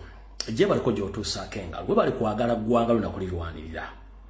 Emyezi 2 n'ekitundu emabega obadde oleebuukana ne Post Bank ku bunafu bwayo n'obufere n'obubbi obusudde ensimbi zaayo ne bakasitoma bayo okutandika kukwatambula towange entulege. Nga kivudde ku nzirukanya embi eya banka eyo ng'ate banka eno zimu ku za gavumenti zibadde zisigadde. Otwogerera banka eno yandibanga eri mu nteekateeka yakubba bantu ng'egenda kyusa erinnya. Kansula nti oli bulungi nzikiriza nkutegeeze nti mukabanga mpawe kaaga mukabanga katono nnyo okuva olwaleero ngenda kuzomweza 23 mwezi okutano 2025 banka yammwe eya Post Bank Uganda Limited egenda kukyusa erinnya lyayo efuuke Paro Bank. Kakiddemu luzungu. Greetings, Comrade Fred Lumbi. Hope you are doing fine. It's now 2.5 months since you started exposing Post Bank Uganda. Post Bank Uganda is the only bank which is owned and controlled by the central government. But right now, as it is, since today, the 23rd of May 2026, Post Bank Uganda Limited, very soon or later, it might change its known name and they rebrand that back into another new bank which is going to be known as Pearl Bank. Mula bulungi nnyo. Kati gwabadde alina ssente zo nga ziri mu Post Bank wefuuka Pearl Bank wayinza okubaawo teziriiko. Ogenda kububanjaani nga teziriiko. Maze emyezi 2 n'ekitundu ng'ambaga ebintu bya Post Bank bino nga temuwulira mwebuzaabuza. Bulwenziya ne njogera ku kigambo wano, making sure nti you pay attention to details. Ebisigadde tebinkwatako. Tekikyali kyama newankubadde ng'abagiddukanya abakulemberwamu Ssaabafere agiddukanya mu Julius Kakeeto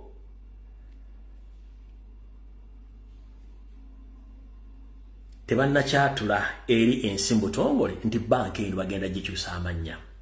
Mukulu Fred Kajubirumbu ye kansuubire ojjukira emboozi yonna gyenzize nkubuulira oba gyozza obuulira abantu ku Post Bank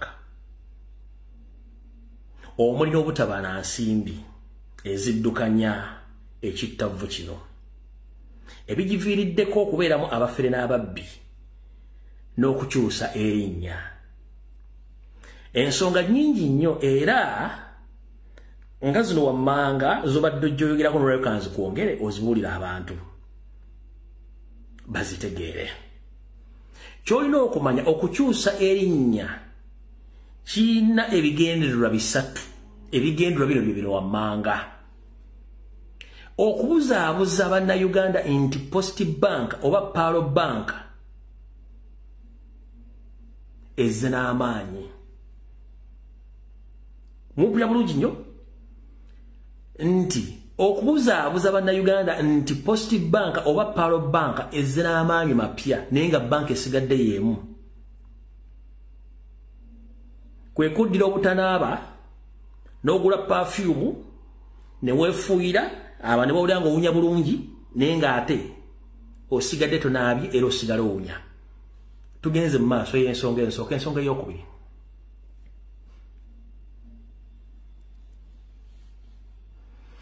bagenda gyeyambisa okukubirako ssente endala ezigenda okukola akalulu ka 2 kubanga leero bakimye balansi eyasigala ng'akalulu ka 2 kawedde nzijukiza nti ekizibu ky'obutaba na ssente ziwolebwa kyatandika 2019 nga Kakeeto Julius azzenga managing director sente zaava mu banka eno ne zitwalibwa akulu ku nsonga eyokusatu okusanya obujulizi bwa PDM yenkola Nyando Yosoferi gyabadde atambulamu okwetola eggwanga lyonna ng'alambula akwata obuwumbi 3 bwakozesa olunaku n'agenda n'alambula embizi 2 emu ennema endala ya lubuto endala terina liiso ebyo byange naye ng'ate mbirabiko mpapula z'amawulire Nyando Yosoferi akwata obuwumbi 3 olunaku bwakozesa n'agenda alambula embizi emu ennema endala terimu liiso endala ya lubuto n'alambula embuzi 5 endala ina kwashako endala ya bitanga endala ya konziba nenga akozeseza obuwumbi bweka mu bufunza agenda okulambula project ezitaweza milioni 5 ng'akozeseza bilioni meka 3 gwe tugambira Sero Bihogo and educate what and educate Bihogo tuvudde waawo sente za PDM zaayita eno kati kanga obuli ensonga ey'okusatu okusanya obujulizi bwa PDM funds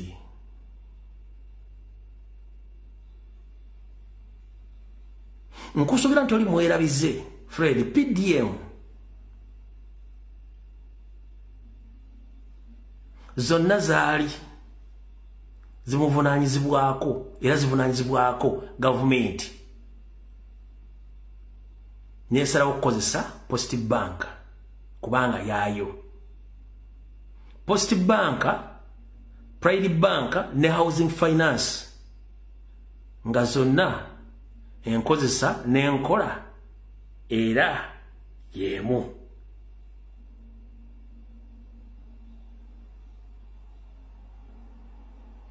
weebuuze wendi yaani why weebuuze wendi yaani nzize njogera ku wendi ono Post Bank etugamba wendi yaabwe kati bw'otugamba nti tugulewo Post Bank wendi asigadde atya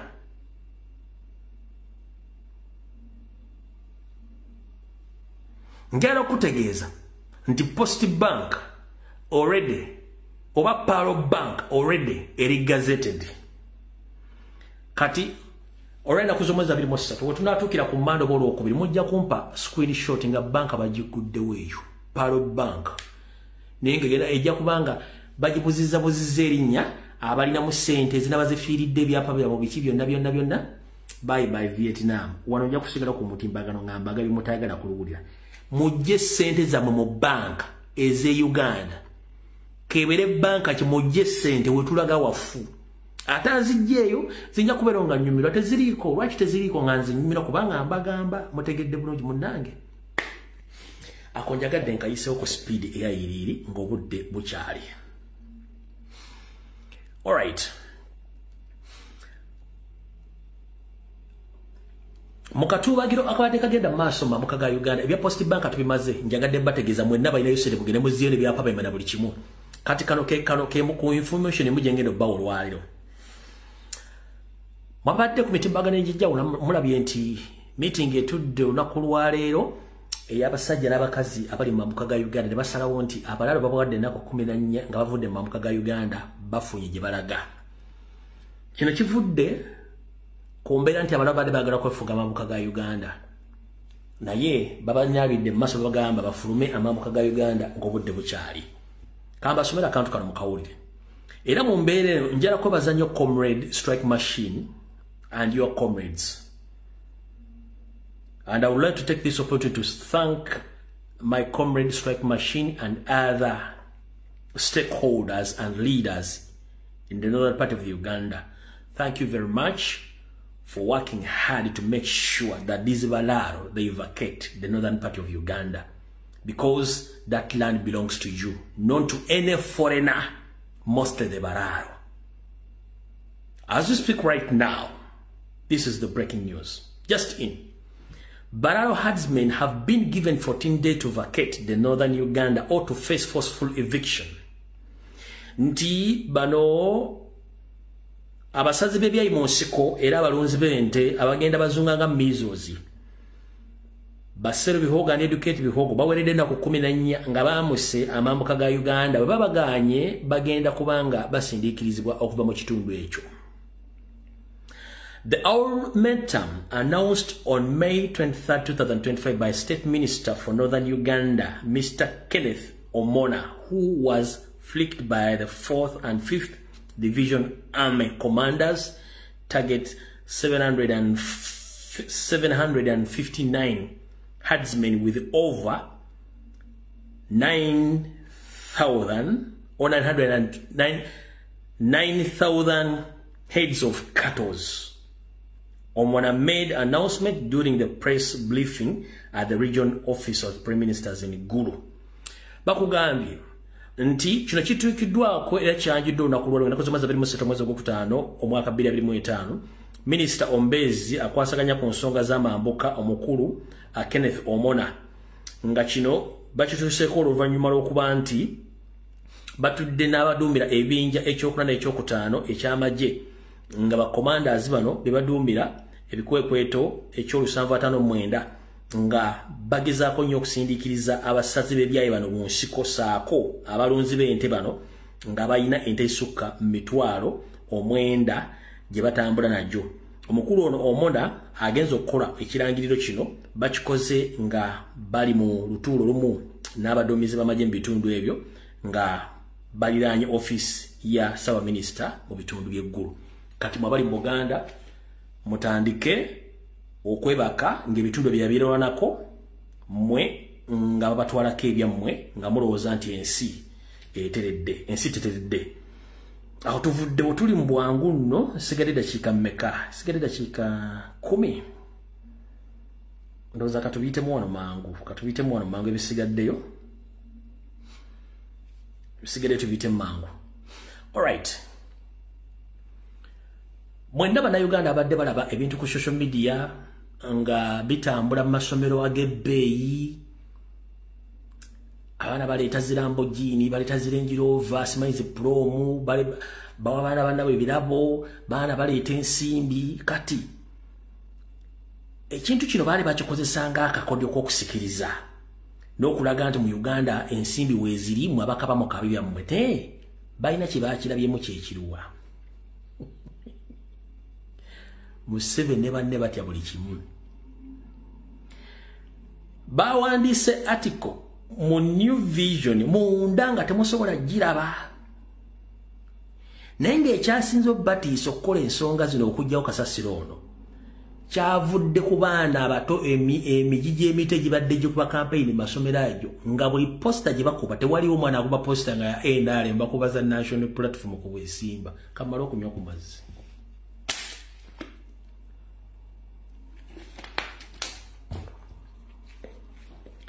basetting ebintu byabwe nga bifuuse byalakizala okulaga abaana nti abaana balina ssente abazadde amasomero ga bbeeyi buli kimu bakikola kati baatudde ne bagamba tulina ekizibu generation zonna zitufuukidde zike nga abaana bonna abatabadde bakuba campaign simanyi prefect ediboyi simanyi central prefect biki buli post ebadde ekolebwa ebaddeko national platform nga te mwana yesimbawo mu primary oba mu secondary nga takubisizza poster ya national platform kati bagambye bwe bati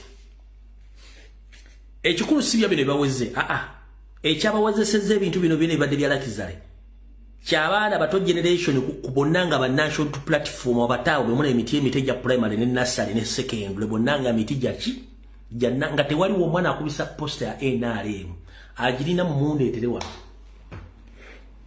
njagala mundage campaign zonna mu nursery mu primary abaana badde bakuba poster nga ziriko zonna zibaddeko national unity platform naye kuba tekubadde neko national platform kubaddeko kala nga kuliko manvuuli ko genet banzoreke we don't have even support in these the coming generations. What are we facing right now? I think we are facing a problem now. Instruct the Minister of Education and the other institutions to stop this luxury life which we introduced in schools. No more posters or no more flyers. They should come and talk and campaign. They go no more flyers. Kat chino. Ngenda basomera ebintu bino temoseka naye ekibagisizzaawo ebintu bino byonna flyers eza vote kano ke kakulu kano mu kintu kyonna kano flyers eza vote zino okulonderako abakulembeze kekasinza okubatiisa ekibagisizzaawo kati kamba kiikyo kipapula kankibalage eno atike badde mawulire wakati nga teri ajja gitegeera abaana badde baleeta ensimbi baleeta emmotoka ez'ebbeeyi ennyonyi nga bajja nazo ku ssomero kati ebyo geneti nga abigumidde kati akaleese obuzibu nga teri akubawadde flyer NRM bakuba ziriko kala naga atikiwe we don't have even the generations supporting NRM. What is going on here? Nanka, these things must be abolished. No. Kategorida. Bagayibati. The government sets tough conditions for schools. Mbu government ya Nyando esosferi etaddewo ebiragiro ebikakali ku masomero. Ulira. Hiring a cars choppers for school promo parties banned.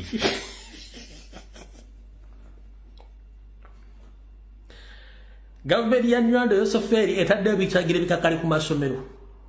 Okupangisa emmotoka ez'ebbeeyi ennyonyi mu promo z'amasomero mbagirawo ziwereddwa nga nenda bugisi mufungize. No posters stroke flyers in campaigns of learners. Tekyali kukkiriza posters akekakulu mu byonna. Schools to lose license over display of health of students. Nti essomero libajja dijja kola license singa ligezaako okulaga omuyizi binyonkondo oba bugagga bw'omuyizi omu nga binyonkondo. Ekyo nakyo bakiweze. No paying for bringing food during visitation day. No paying for bringing foods during visitation day. Mbu tewali kusasula kuleeta mmere ku lunaku lw'okukyalira abaana ku masomero. Tugenze.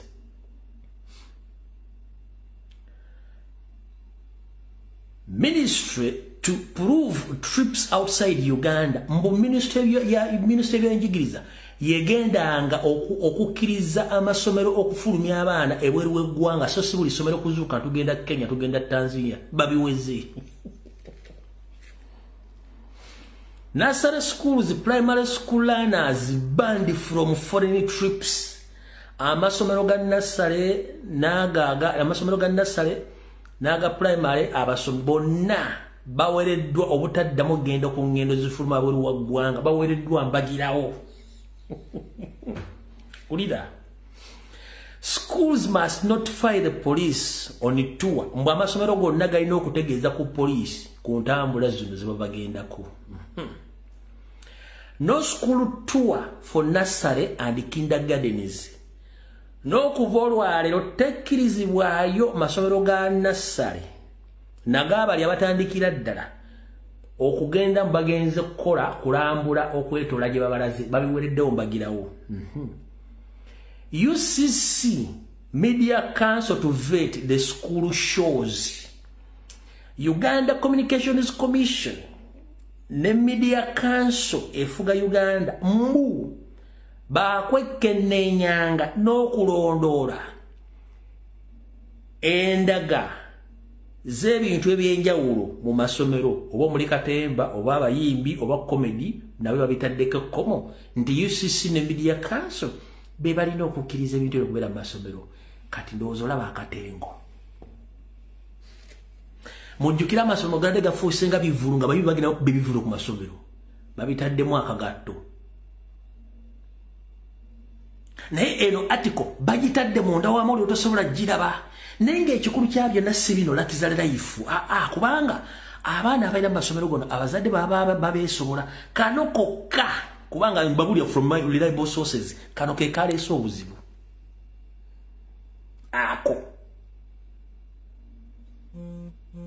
ako ke kaleesa obuzibu ako.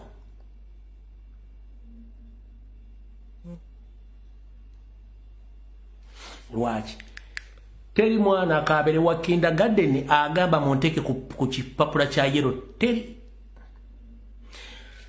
Ne mutuno obwana buno bujja ku social media bazadde bakwata mu kamera lekoogeraga nje ndi wa people power nje ndi wa Kyagulanyi nedda kyagala NRM nje ndi wa people power Babi Wine nalo kati nebyo biruma abasajja mumbade mu zamu balumye biruma abasajja ebyo n'akaana eji akakayigo kubekogera nti bawulire nungu kati obwana mutemwagala bateka abana tebagala bateka obapula bya kyenvu kati nabi baluma mutegedde abasajja mbatuusizza so kati mutegedde obulungi nnyo awe tuli eggwanga we lutuusaawo buli kimu kibaluma.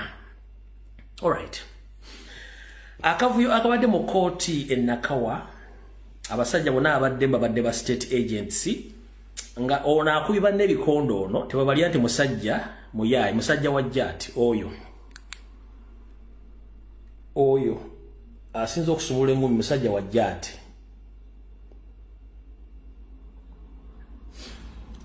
era nga amanya ge kanga bawe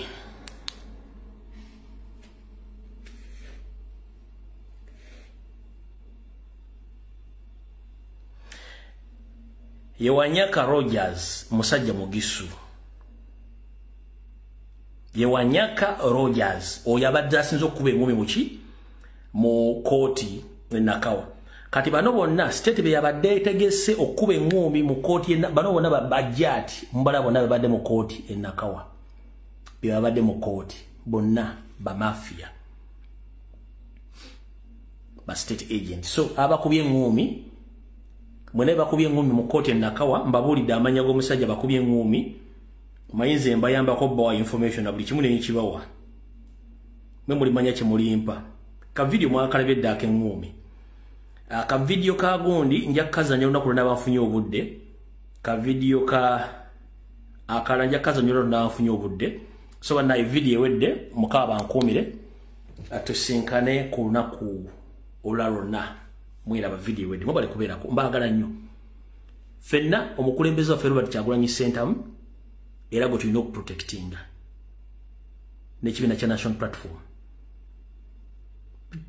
platform free entry free exit bw'owulire kulemeredde oluwaddemu fuluma natena kukabiridde mbw ate nemeredde nno nkiddamu national platform free entry free exit bw'owulire kulemeredde fuluma bulungi kubanga tewalina wawandiika ng'ojja era newonoba ogenda ofuluma bufulumi totunotisiingako genda mpudde bulungi free entry free exit oyingira bwerere era ofuluma bw'owulira ng'ekulemeredde tambula tokola commotion toleekaana tulimu very peaceful area tetwagala batuleekaana please free entry free exit bw'owulira ng'ekulemeredde fuluma nga bwewajja bw'oba ogenda commander in charge Robert Kyagulanyi Center ye fountain of honor teri ya owning a struggle ya bannayuganda bonna mukama wangu